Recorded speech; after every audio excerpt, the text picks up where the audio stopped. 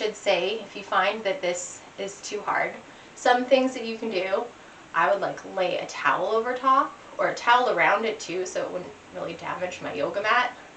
But this thing really, like if you think about tenderizing meat, you use a meat cleaver, right?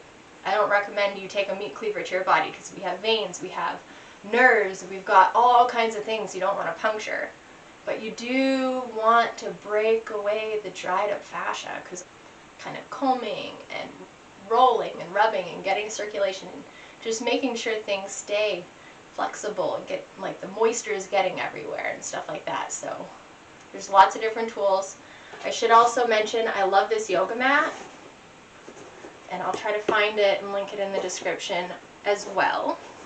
This one is, because I was using kind of like a thinner, more typical yoga mat, and I was just finding, and I also have a really soft, cushiony yoga mat, but I needed something a little bit harder. Like, so this one's pretty durable, I will say. It's been through the ringer, and I'm still using it to this day. So definitely recommend having something like that, having a thicker yoga mat too.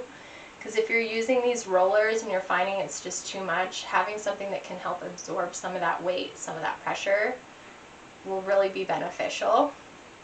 And then if you just don't have access or can't afford it, you can also use like a nice thick blanket or lay a couple towels out to create some extra cushion.